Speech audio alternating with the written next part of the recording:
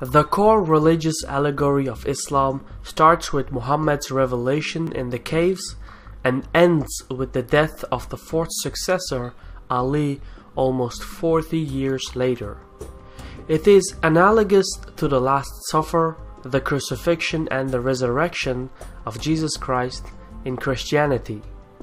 In the lifetime of Muhammad, his community gained the control over the Arabian Peninsula, and though he passed away in 632 AD, the religious story doesn't end there, but it is continued through his four closest followers, Abu Bakr, Umar, Uthman, and Ali. Together, they formed the Rashidun, which means the rightly guided ones. And together, they established the first Islamic state, the Caliphate. In just 30 years, the Rashidun Caliphate had conquered all of Persia, Egypt, Mesopotamia, the Levant, and even parts of the Byzantine Empire in Anatolia. In some ways, this new state resembled a democracy.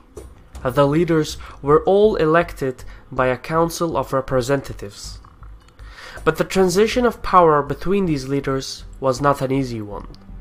The 30 years of human drama was first documented by the Arab historian Ibn Ishaq, but most of his work has been lost. However, before it disappeared, other scholars and historians quoted from it and summarized from it. The thing is, Islam emerged in literate times. Historians were writing journals, scholars were writing diaries and letters, jurists were writing bureaucratic articles.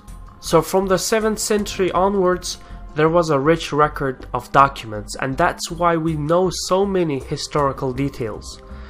One historian who used Ibn Ishaq as his major source was the 9th century Persian scholar Muhammad ibn Jarir al-Tabari.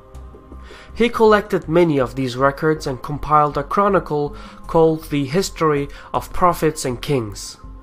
It was a 39-volume chronology from biblical figures to ancient empires all the way to 915 AD.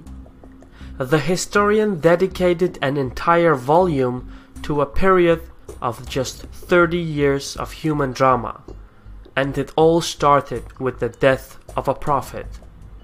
Welcome to Caspian Report by me, Shirvan. The moment the prophet passed away, the Muslim community, also called the Ummah, faced a crisis. The question rose, who was our next leader and what was our next leader? The Ummah had simply not given this subject any consideration before the death of Muhammad, but they had to come up with something new. The argument was that the new leader could not be a saint because Muhammad had specifically said that he was the last messenger of God.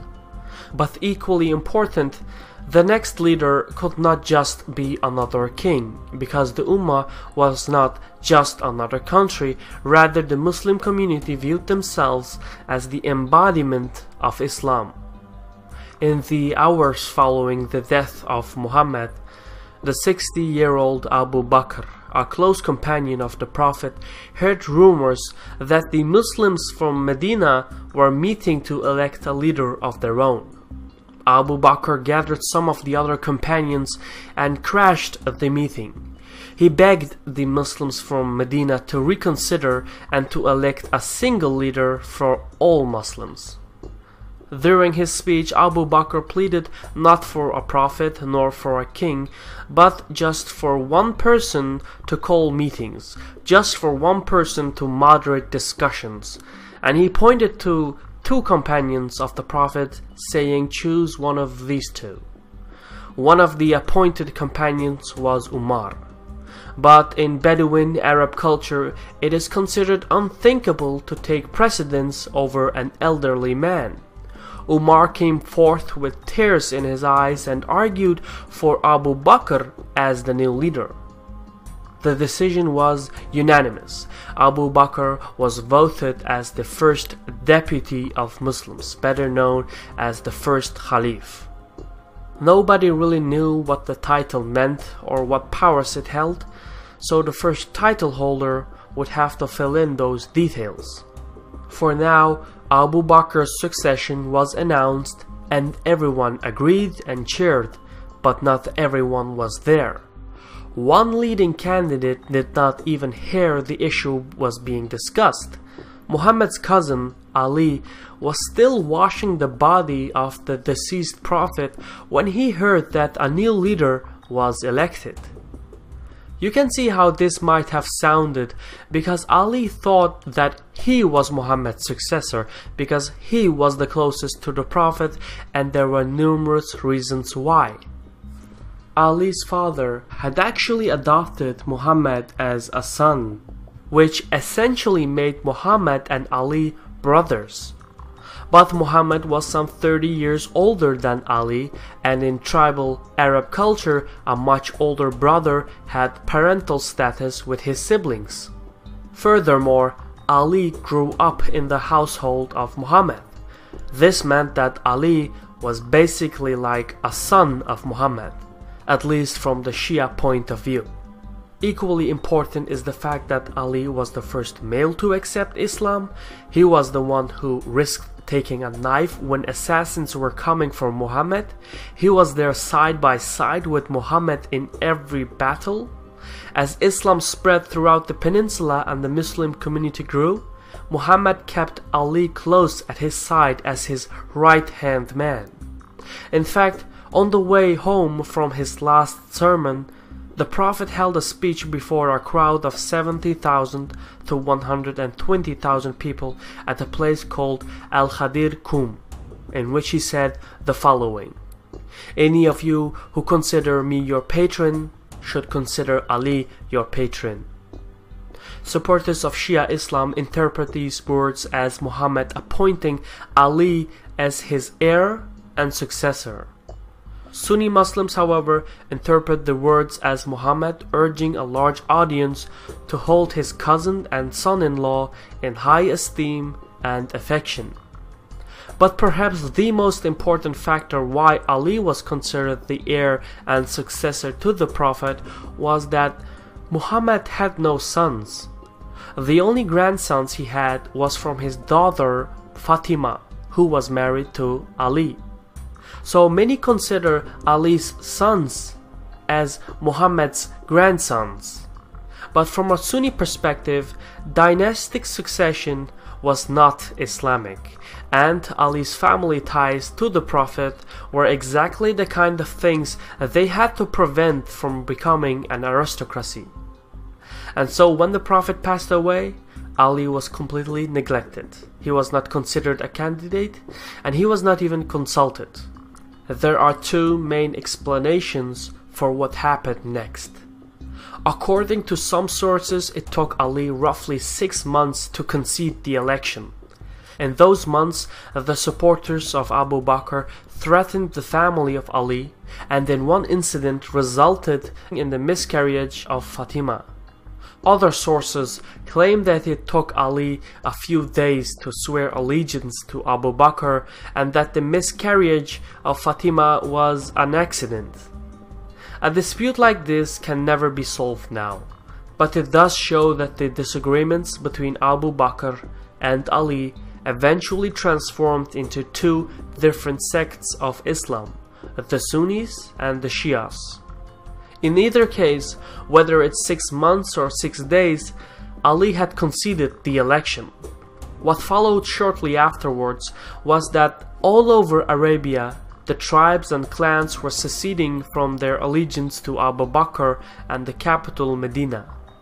The tribal leaders argued that they had never pledged allegiance to Abu Bakr or the Ummah, but only to Muhammad himself, and with the death of the Prophet, the allegiance was now void. But perhaps the real underlying reason was the zakat, or the charity tax that the tribes paid to the treasury of Medina. A few tribal leaders even proclaimed themselves as the new prophets. Abu Bakr responded by establishing a new religious doctrine. The idea was that if there is only one God, then there must be only one embodiment of Islam, one community, one ummah. Secession and apostasy was declared to be treason. At the time, it seemed like a logical, short-term solution. But over the centuries, this declaration would gradually change Islam to a social political system and not just a religious belief. Within a year, the secessionist rebellion was crushed by Khalid ibn al-Walid, the primary commander and military advisor of Abu Bakr. The Caliph had regained control over Arabia and ended the First Islamic Civil War, also known as the Rida Wars. What happened next was that a series of provocations by the neighboring Sassanids and the Byzantines resulted in an all-out war between the Rashidun Caliphate, Sassanid Empire, and the Roman Empire, which we will refer to as the Byzantine Empire. The Sassanids were trying to stir up rebellion in the North Arabian regions, whilst the Byzantines moved their troops to the border of the Caliphate with the intent to conquer the fragmented Arabian region. From a strategic point of view, an invasion by either the Byzantine or the Sassanid Empire was inevitable in the long term. So Khalif Abu Bakr decided to strike first. What you have to understand here is that at the time, the Arabian Peninsula was made up of numerous autonomous tribes. The Arabs were doing a lot of trading. Spices, cloth, and other goods were transported from east to west, from north to south. So the Arabs were familiar with the major trading routes and the major religions of the time. But they also understood the logistics and military tactics of their two larger neighbors. And equally important, the Caliph understood that the Sassanids and the Byzantines were exhausted from centuries-long warfare. And so Abu Bakr and his closest advisors and military commanders worked on a strategic campaign that within a few decades would lead to one of the largest empires in history. Then, one August day in the year 634, Abu Bakr, after taking a hot bath, stepped outside his house into a blast of cold wind. By nightfall, he was running a high fever, and he knew that death was near. So he called the community's top notables and nominated Umar as his successor. Now Umar was also a close companion of Muhammad, but he was also a fierce military commander whose appearance, height, and temper intimidated the people around him. So the council wasn't convinced that Umar was the right man to lead the Ummah. A discussion unfolded, and at that critical moment, Ali stepped forward and endorsed Umar. His words tipped the scales. The Ummah had elected their second Caliph, and as soon as Umar took office, he turned towards the military campaign that he and Abu Bakr had worked on earlier. The succession crisis was over. Now it was time for war and conquest. This was a Caspian report by me, Shirwan. For more information, please visit the social media pages. And if you want to support Caspian Report, please visit the Patreon site. In the next Caspian Report, we will talk about the rise of the Caliphate and the internal politics that have so greatly influenced the principles of modern Islam. So for now, thank you for watching, take care, and salam.